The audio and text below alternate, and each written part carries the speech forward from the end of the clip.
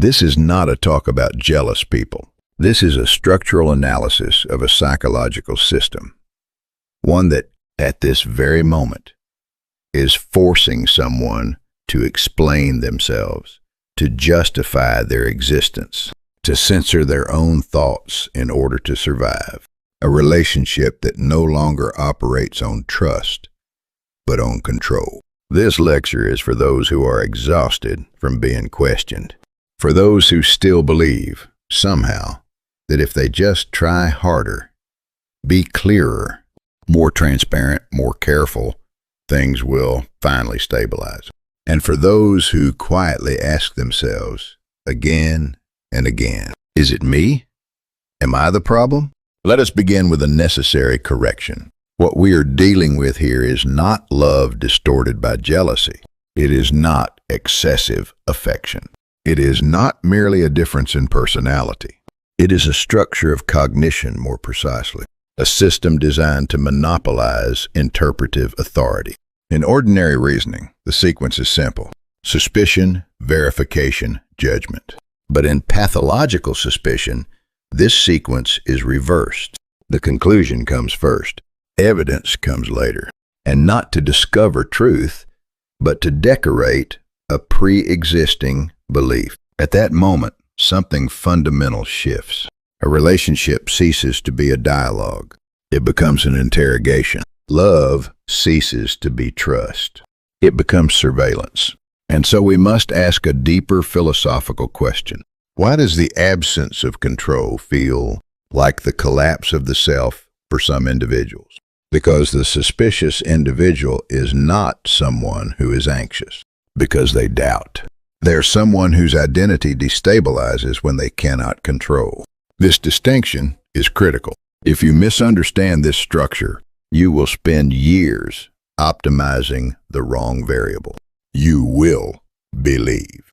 If I become more transparent, they will calm down. If I am more careful, they will feel safe. If I explain better, they will finally understand.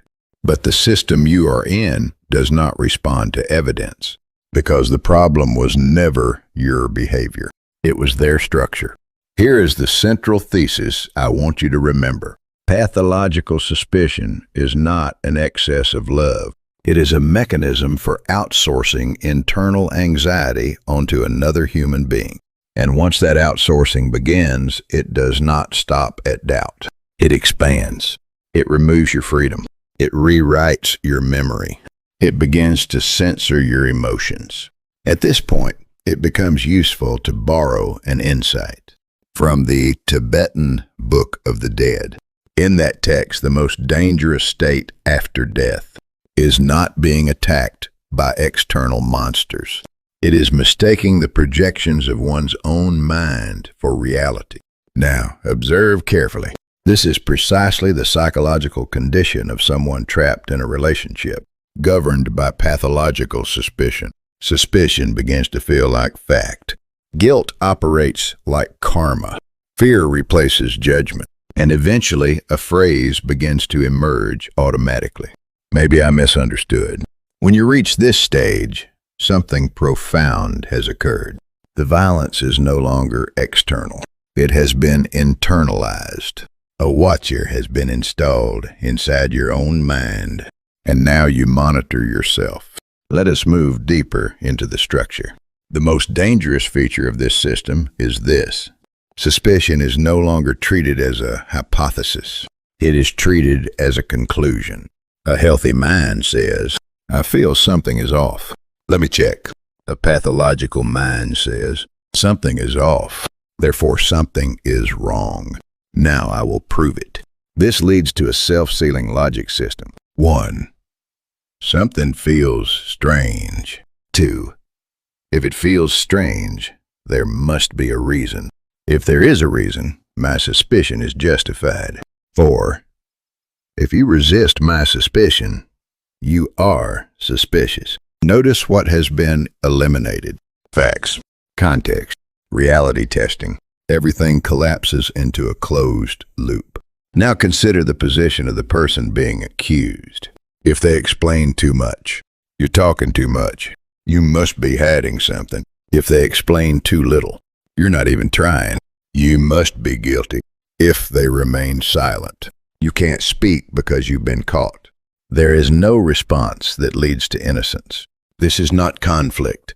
This is a closed cognitive prison. At this point, many victims make a fatal miscalculation. They believe improvement is still possible through effort. I just need to be better. But here is the uncomfortable truth.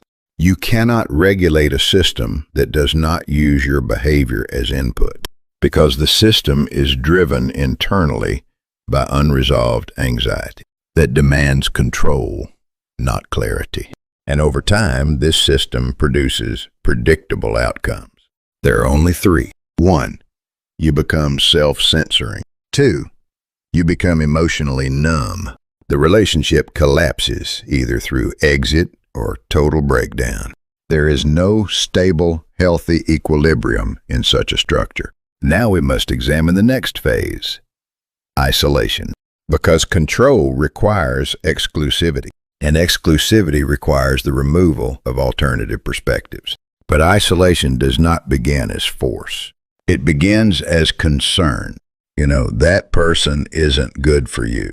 They don't seem like they're on your side. Why do you even spend time with them? These are not commands. They are seeds. Seeds of doubt planted into your social environment. Gradually, your world is reframed. Friends become bad influences. Colleagues become enablers. Family becomes biased. Everyone becomes a potential conspirator. And here is the sophistication of the system. You are rarely told directly to cut people off. Instead, you are made to feel that. Maintaining those relationships is exhausting. Every interaction is followed by interrogation. Every return is followed by analysis. Every word is dissected.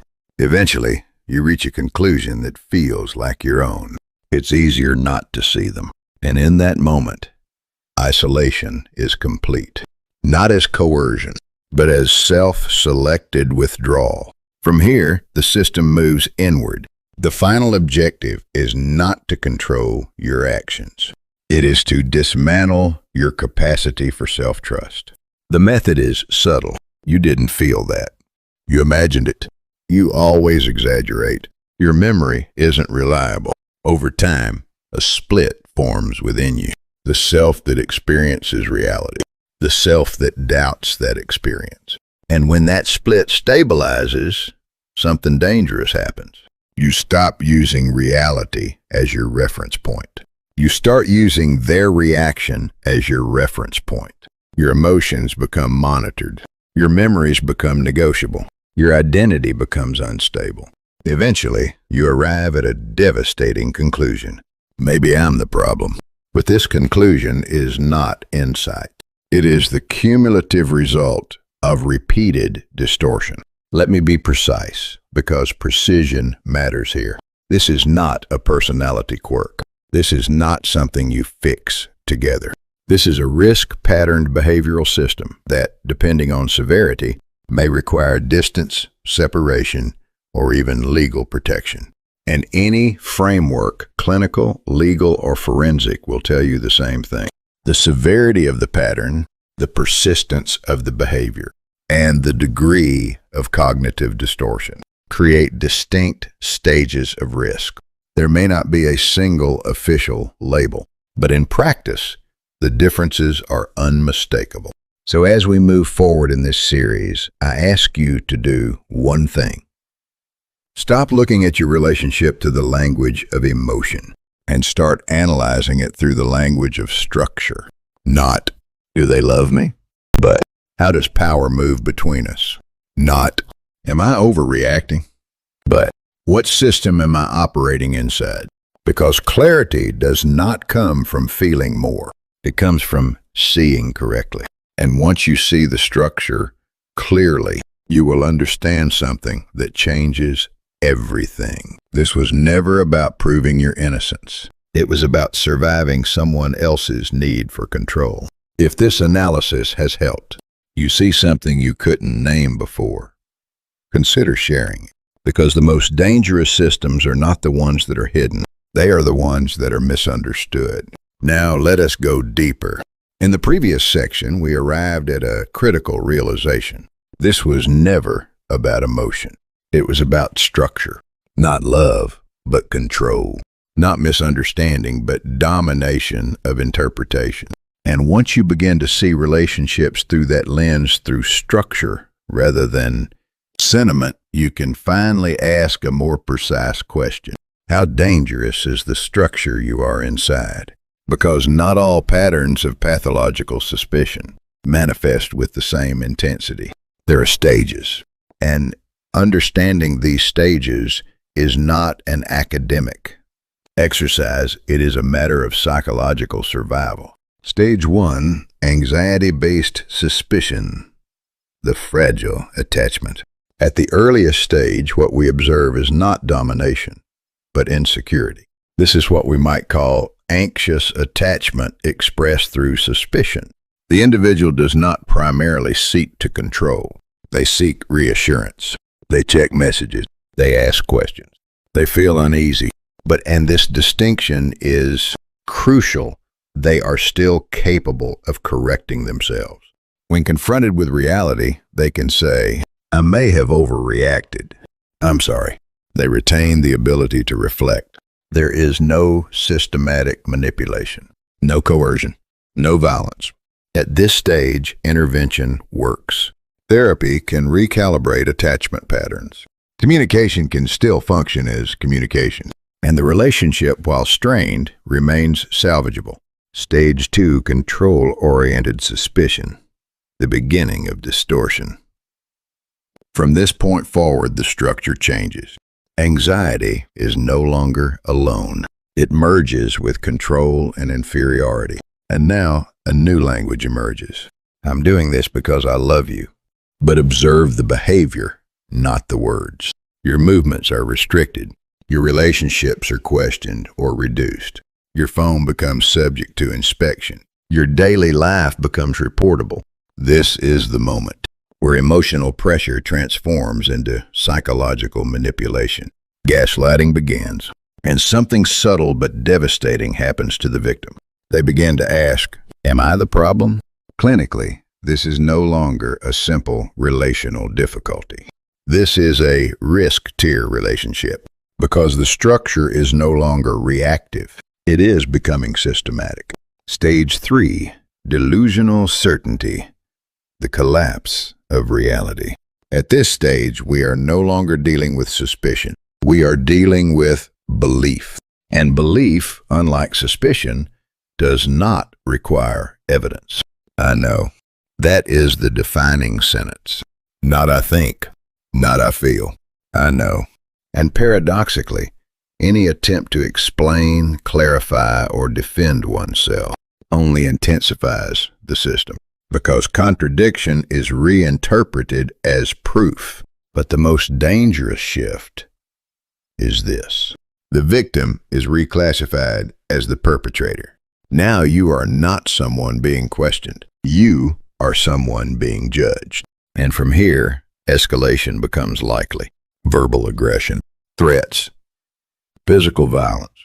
Even apologies when they occur are not transformations. They are pauses. Without intervention, this stage does not stabilize. It deteriorates. Stage 4, paranoid violent integration control as justification. In the final stage, suspicion is no longer an opinion. It is an ideology, a totalizing worldview. Isolation becomes complete. External relationships are eliminated. And violence is no longer hidden, it is justified. This is discipline. This is necessary. What emerges here is a classic cycle. Violence, apology, reconciliation, violence. Not as an accident, but as a repeating system. At this level, we must be absolutely precise. This is no longer a therapeutic problem. This is a safety problem, a legal problem, and potentially a life-threatening situation. A critical clarification. This is not about gender. There is a dangerous misconception that must be dismantled. Is one gender easier to fix? No, absolutely not. This structure is not gendered. It is psychological. And when compliance follows violence, it is often misinterpreted as improvement. But let us define this correctly. That is not healing. That is adaptation to fear. Fear suppresses behavior temporarily. It does not transform the underlying structure. And when the pressure lifts, the pattern returns. The formula you must remember. Let me give you a principle that must remain clear in your mind. Silence does not equal healing, or more precisely, calm behavior structural change. Without structural change, repetition is inevitable. The final synthesis, what this really is. We must now strip away all illusion. This is not love, excessive jealousy, a personality mismatch. It is a system built on 4 pillars. 1. The need for control. 2. The outsourcing of internal anxiety. 3. The treatment of another human as property. 4. The evasion of personal responsibility. And once violence enters the system, the classification changes entirely. It is no longer about repair. It is about protection and separation. Any narrative that blurs this distinction places the victim at greater risk, because ambiguity sustains the system. Clarity disrupts it. Returning to a deeper insight, let us return briefly to the philosophical frame we introduced earlier. In the Tibetan Book of the Dead, suffering persists, because illusion is mistaken for reality, and liberation begins at the exact moment one recognizes. This is not real. Now translate that insight into relational psychology. Suspicion itself is not reality. But when suspicion is weaponized, when it becomes a tool of power, it begins to govern reality. Not because it is true, but because it is enforced. What we have seen and what comes next. Today we have traced a complete structure. How suspicion becomes control. How control produces isolation. How isolation leads to cognitive erosion. And how that erosion collapses identity itself. So now a new question emerges. Where else does this need for control appear? Because it does not disappear. It transforms. It reemerges in different relationships under different language. And one of the most overlooked places where this occurs is in late life relationships, particularly remarriage and cohabitation in later adulthood. In these contexts, control rarely appears as suspicion. It appears as fairness, rationality, principle. On the surface, it looks like financial negotiation, but beneath it, the same structure may exist. So we must ask, is this love? Is this responsibility?